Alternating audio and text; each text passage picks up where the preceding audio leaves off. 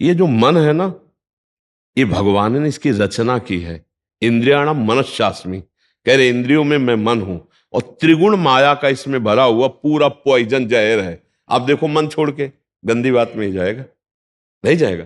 ये नहीं कि अच्छी बात में नहीं जाता, अच्छी बात में लगाओ तो लगेगा, और वो भी थोड़ी देर। और बुरी बात में लगाने की जरूरत नहीं, आराम से। इसका स्वभाव रचना ऐसी रची गई है। अब यही गेम रखा गया है कि अब इसकी गति को रोको, अंतर्मुख करो, भगवदाकार करो, तो तुम्हें इनाम मिलेगा, त्रिभुवन पर विजय प्राप्त कर लोगे।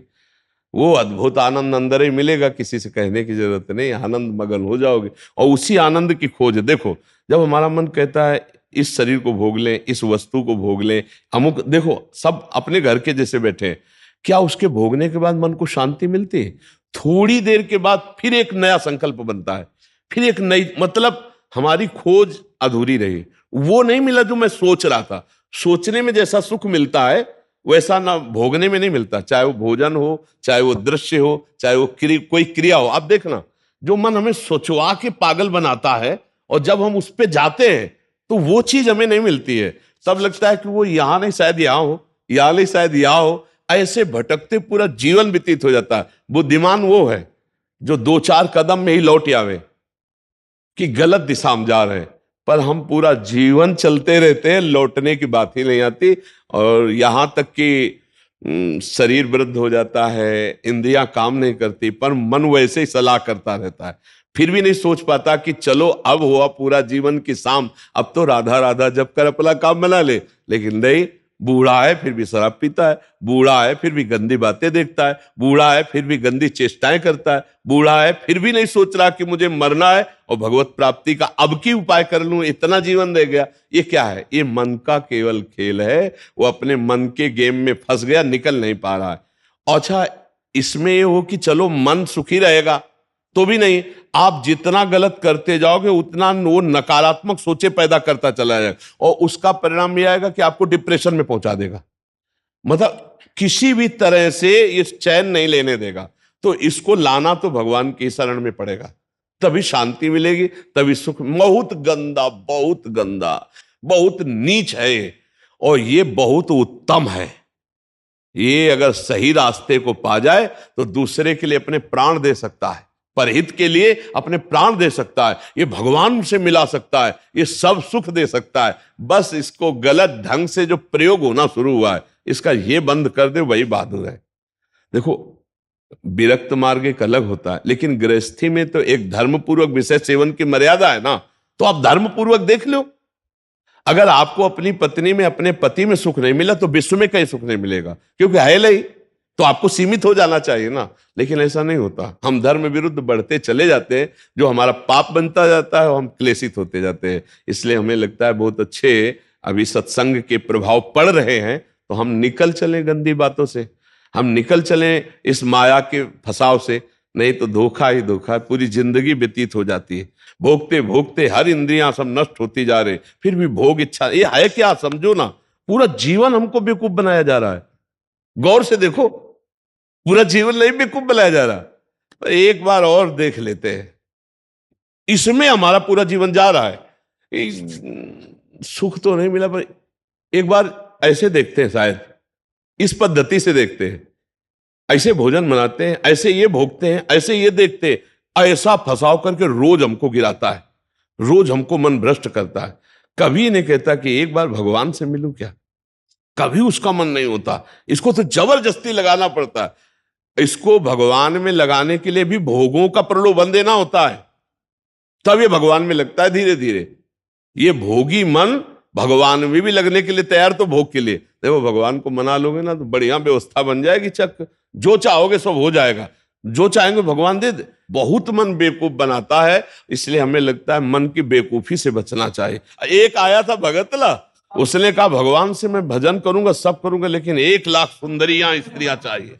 अब गजब का दिल है तेरा, गजब का दिल है यार। जिनके एक है ना, तो वो कभी कभी एकांत में ऐसे बैठ के बैठते हैं। तो इसीलिए मल की कहीं में मत रखो, बहुत बड़ा भूत है, ये परेशान कर देगा, नष्ट कर देगा। इसे सतमार्ग में लाओ, भगवत मार्ग में लाओ, तभी आनंद की। इसकी केवल चाल है, ये नहीं ये नहीं ये, वो है कहीं नहीं।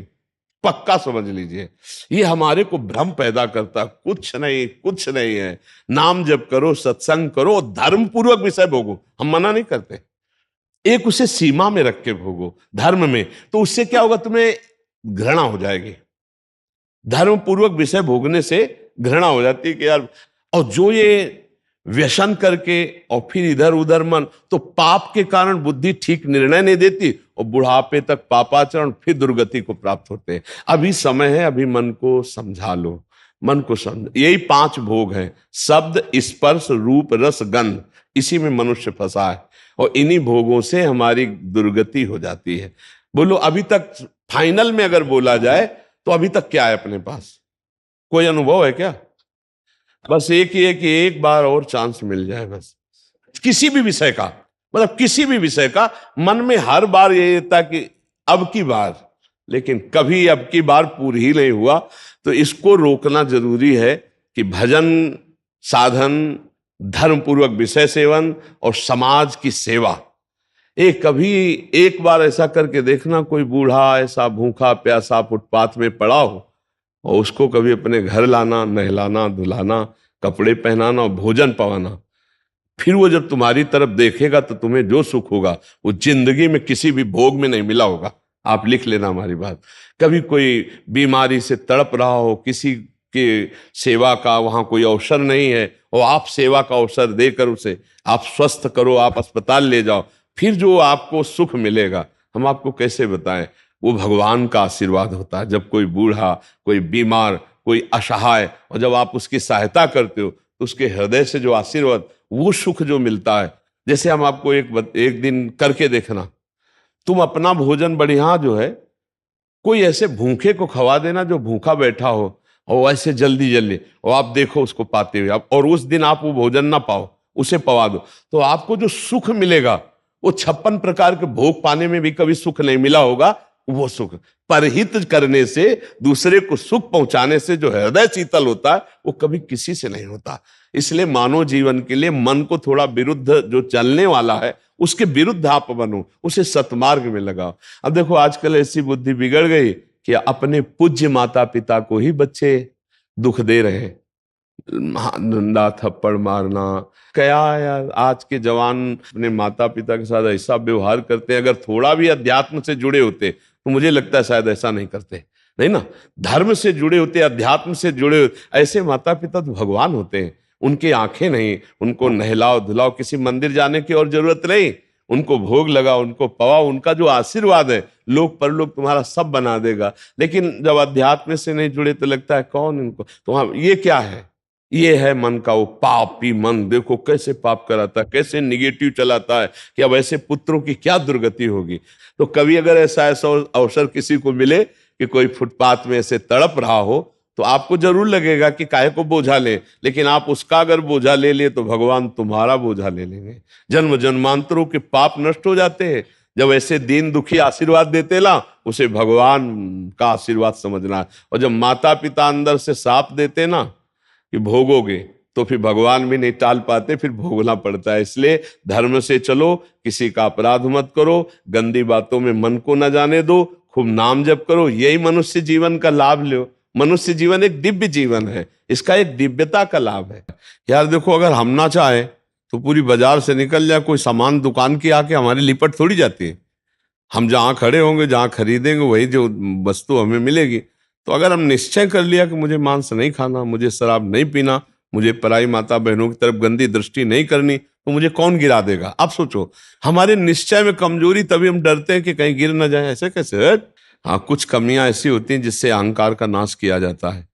जैसे आवाज आता है ना कि हम जितेंद्री, हम ऐसे, हम ऐसे, और भगवान को अहंकार पसंद नहीं तो छोड़ देते हैं। देखो जितेंद्रियता करके, तब जब रोता है कि प्रभु मैं तो नीच किसी काबिल नहीं, तब भगवान फिर उठा लेते हैं। नाम जब करो तब मजबूत ब्रेक लग जाएगी। कोई कैसे गिरा सकता है? कैसे गिरा सकता है? नहीं गिरा सकता। बात मान ली, बस हो गया, हो गया। बात मानने से होता है। देखो, हमारी बात ना मानो, कंठी बंधवा लो, तिलक लगा लो, सब कर लो, कल्याण नहीं होगा। हमारी बात मान लो, कल्याण हो जाएगा। बात मानने का चेला होता है ये कोई सांसारिक थोड़ी कि भैया जैसे सांसारिक संबंध होते हैं ऐसे गुरु शिष्य का संबंध आज्ञा पालन से होता है। गलत नहीं करूंगा, जैसा कहोगे वैसा चलूंगा। अब आपने कह दिया, अब ये नाम जप करूंगा, बस हो गई बात। बात यह है कि हमको अब महत्व तो कर लेना है। अरे बोले ऐसे कह दिया था सिया राम राम राम जपो, तो गुरु मंत्र तो मिला नहीं। तो कभी गुरु मंत्र मिल भी जाएगा तो लाभ नहीं मिल पाएगा, क्योंकि आपको संत वचन गुरु के वचन पर विश्वास ही नहीं हुआ। गुरु के वचन प्रतीति न जेहि, फिर स्वप्न में भी लाभ नहीं मिल। मान लिया हो गया हमारा सब कुछ, अब हम राम राम जप करेंगे, अच्छे आचरण से चलेंगे तो यही नाम आपको बल दे देगा। जो आप कहते हो ना कि ऐसा बल कैसे आए, इसी नाम से आता है बल।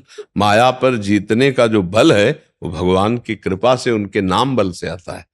देखो नाम में इतनी सामर्थ्य, भगवान को अधीन कर लिया। सुमीर पवन सुत पावन नामो अपने बस कर राखे, फिर और क्या, काम क्रोध को जीत लो तो कौन बड़ी बात। भगवान अजित जीत गए। भगवान कह रहे प्रति उपकार करो का तोरा, सन्मुख हो न सकत मन मोरा, तुम संतात उरिन मैं नाही। नाम जप करते हुए समाज सेवा, भगवत सेवा, माता पिता की सेवा, बस इससे बढ़िया वो साधना क्या है। अब बढ़िया गंगा जी से कपड़ा धो के लाए और फिर नाली में डुबो दिए तो फिर गड़बड़ हो जाएगा। नहीं, मानव दे थोड़ा विवेक है, धर्म से विषय सेवन करो, पापाचरण करोगे तो फिर वहीं पहुंच जाओगे, नरक हो जाए। कर्मों की बड़ी गति है, इसलिए नाम जप कर लो और ये जीवन सार्थक। अच्छा, नाम जपने में सबसे बढ़िया बात ये कि इसमें हम बैठने की बात नहीं करें कि आप पद्मासन लगा के बैठो। हम कहे दिन भर काम करो, राम राम राम राम, अंदर से राम राम चल रहा, फावड़ा चला, राधा राधा राधा राधा, हर काम होता रहेगा। जब युद्ध हो सकता है मामुनिस्मर युद्ध से, तो युद्ध से खतरनाक कोई काम तो है नहीं। दूसरे की गर्दन काट ली, अपनी गर्दन बचानी युद्ध में, और भगवान अर्जुन को कह रहे मेरा स्मरण करते हुए युद्ध कर, तो इसका मतलब भगवत नाम जप करते हुए सब काम हो सकता है। ठीक है, तुम नाम जप करो और अच्छे बनो, इसी जन्म में भगवान को प्राप्त किया जाए, भगवान की स्मृति में डूबा जाए। अगर आपने भगवत प्राप्ति का कार्य इस जन्म में पूरा नहीं किया तो पहला दंड आपको मिलेगा बिना किसी कर्म के, इस बात का कि आपने भगवत प्राप्ति क्यों नहीं की, आपको चांस दिया गया। जैसे बहुत सरलता से हम समझाते हैं कि जैसे हम आपको विदेश भेजें सरकारी, भारत के संविधान के अनुसार, आप भारतीय काम कीजिए, जाकर भारत के लिए आप ये काम कीजिए, और आप वहां जाकर जाने के लिए तैयार हो कि हमें वहां गाड़ी मिलना चाहिए, बंगला मिलना चाहिए, हमारी सारी व्यवस्था होनी चाहिए, तो सब व्यवस्था भारत सरकार ने कर दी। आप 20 वर्ष वहां रहे, आपको वापस बुलाया गया, आप जिस काम के लिए भारतीय संविधान के काम के लिए गए थे वो काम बिल्कुल नहीं किया, खूब बच्चा पैदा किए, पढ़ाया लिखाया और ब्याह और सब काम किए। अब आप बोलो भारत सरकार आपको दंड देगी कि नहीं देगी? तो देगी ना, क्योंकि आप प्रधान कार्य के लिए ही सुविधा आपको सारी दी गई थी। तो मानव देह केवल संस्कृति मांझ बरियाई के पायो, जो मानुष देह वृथा कत डारत, संस्कृति के चक्र को रोककर भगवान ने कबहू करि करुणा नर देहि, देत ईश बिनु हेतु सनेहि, बिना किसी कर्म के अहेतु की कृपा करके आपको मानव दे दी कि जाओ नर्तन कर फल विषय न भाई, भजी राम सब काम बिहाई, साधन धाम मोक्ष कर द्वारा, पाई न जे परलोक संभारा, सो परत न दुख पावई, सिर धुनि धुनि पछताए, काले कर्मय ईश्वर मिथ्या दोष लगाए। तो भाई का हमारा भाग्य नहीं था, हमारा भाग्य से भजन नहीं होता, भजन से भाग्य बनाएंगे हम, भजन से हम पूर्व कर्मों को मिटाएंगे, भजन से हम भगवत प्राप्ति करेंगे। जो न तरय भवसागर असमाज नर पाए, स्वति निंदक मंदमति आत्महनन गति जाए। वो आत्महत्यारे की गति को प्राप्त होता है केवल इस बात के लिए कि तुम्हें मनुष्य शरीर मिला, सारी सुविधाएं दी गई, लेकिन तुमने अपना काम नहीं बनाया। 83,99,999 योनियों में कोई एक भी ऐसी योनि नहीं जिससे हम भगवत प्राप्ति कर सकते, केवल ये मानव देह थी, और उसको तुमने विषय सेवन में प्रपंच में नष्ट किया, तुम विशेष दंड के पात्र हो। कृपा हुई और तुमने उस कृपा को ठुकराया, अब भोगो अन्य योनियों में। अब पता नहीं फिर किस कल्प में भगवान की कृपा होगी और मुझे मनुष्य शरीर में, इसलिए मुझे इस जन्म में भगवत प्राप्ति करनी ही करनी है, इस पे हमें छूट नहीं रखनी।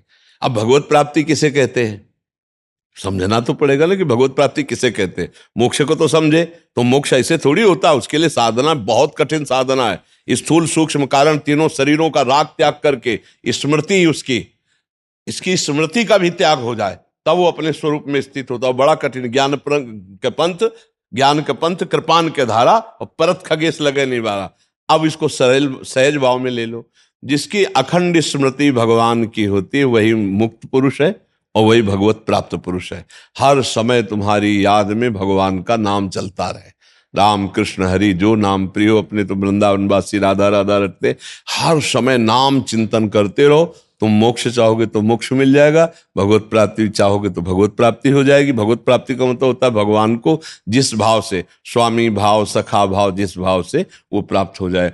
और अच्छा, इसमें है कि गिरने का भय नहीं। हम राधा राधा जपते हुए किसानी कर रहे हैं, राधा राधा जपते करते नौकरी कर रहे हैं, राधा राधा जपते हुए संसार के सब कार्य कर रहे हैं, तो हमको संसार के कार्य भी हो जाएंगे और भगवत प्राप्ति भी हो जाएगी। अच्छा, मिथ्या भाव हमारे यहाँ लगाना नहीं, भगवत भाव लगाना है। सब में भगवान है, तो हम जिससे मिलते हैं उनके हृदय में भगवान है, हम ऐसे बर्ताव करते हैं। चाहे पुत्र हो चाहे पत्नी हो, नाथ सकल संपदा तुम्हारी, मैं सेवक समेत सुतनारी। बहुत सरलता से निपट गए संसार से, बहुत सरलता। पर भजन नहीं किया तो दंड मिलेगा, क्योंकि सरकार ने भेजा है यहां सरकारी काम करने के लिए, भगवत प्राप्ति के लिए। अब अगर चूक हो गई तो फिर गड़बड़ हो जाएगा। अच्छा देखो, तुम्हें तो कुछ गड़बड़ होना है नहीं, तुम तो अविनाशी भगवान के जन हो, अविनाशी स्वरूप है ना अपना सबका। लेकिन जैसे स्वप्न में लाठी चलती है, कुछ नहीं होता है, पर पीड़ा होती कि नहीं होती स्वप्न के समय। स्वप्न के समय अगर लाठी चलावे तो वैसे लगती है, नहीं। स्वप्न में अगर हम डूब रहे हैं तो वैसे डूब रहे। स्वप्न में अगर पिटाई शुरू है या कोई गला काटने जा रहा तो वैसे भय लग रहा है, और है कुछ नहीं, तो दंड तो भोगना पड़ेगा ना। ऐसे ही जागृत में है, ऐसे ही नरक आदि में है। अविनाशी आत्मा को कोई कष्ट थोड़ी होता है, पर जब तक ये बोध नहीं होगा तब तक तो भोगना ही पड़ता है ना। देखो, स्थूल देह सैया में पड़ी होती और स्वप्न में हम देख रहे हैं कि हम समुद्र में डूब रहे हैं। अब वो ऐसे ही कष्ट हो रहा है, समुद्र भी दिखाई दे रहा है, डूब भी रहे हैं, और जो डूबने वाला शरीर है वो तत्कालिक स्वप्न में बना हुआ है, क्योंकि शरीर जो स्थूल शरीर वो तो सैया में सो रहा है। अब बताओ उसको कैसे बचाया जाए। जो स्वप्न में समुद्र में डूब रहा है, अब आप उपाय बताओ उसको कैसे बचाया जाए। हाँ, बस एक उपाय है कि उसको जगा दो।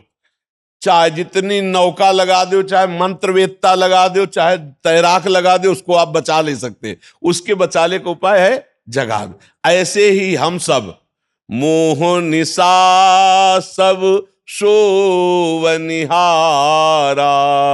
देखे स्वपन अनेक प्रकारा, यही जग जामिनी जागे जोगी, परमारथी प्रपंच वियोगी, जाने सुत वही जीव जग जागा, जब सब विषय विलास विरागा। बोले मोह निद्रा में सब सो रहे, ये पत्नी है, लड़का है, बच्चा है, रुपया है, पैसा, ये कर लिया, ये कर लूंगा, ये कमा लिया, ये कमा लूंगा, ये जमा कर लिया, ये जमा कर लूंगा, और सोचते सोचते मर गए, कुछ नहीं कर पाए जो करने आए थे। अब कोई सदगुरु जगा दे, ए उठ, मोह निद्रा में सो रहा है, तो जानिस तबै जीव जग, जब सब विषय विलास विरागा।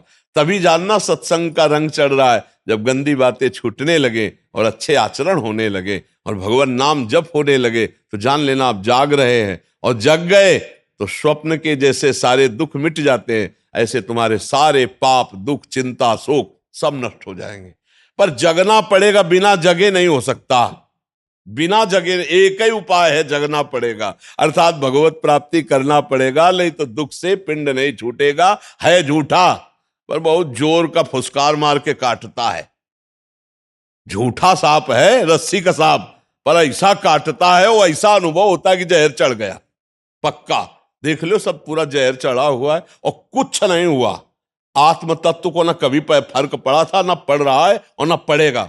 पर भैया ये स्वप्न है, बड़ा दीर्घ स्वप्न है, इससे जगो, उमा कहूं मैं अनुभव अपना, और सत हरि भजल, और जगत सब सपने में हो। ना कोई माता था, ना कोई पिता था, ना है और ना रहेगा। ऐसे ये रूप एक दिन नहीं दिखाई देगा, लाख उपाय कर लेना, मिट्टी में मिल जाएगा, खत्म खेल। ना पहले था ना बाद में रहेगा, बीच में प्रवचन कर रहा है, इसका क्या भरोसा। स्वाप्निक है ये स्वाप्निक है। जो इसके अंदर है वो सत्य है, और अंदर वाले से परिचय नहीं हुआ, बाहर वाले का टिकेगा नहीं। भाई इसी में हम झूठे में मारे जाते हैं, हर जन्म में मारे जा रहे हैं हम। झूठे से प्रेम करते हैं बाहरी, और वो टिकता ले, और जो अंदर का है उससे प्यार हुआ ले, खाली हाथ फिर। तो एक बार तो यार इस पर विचार करो कि मेरे जीवन का परम लाभ क्या है। भगवान का चिंतन, भगवत प्राप्ति, इसी से परम लाभ मिलेगा।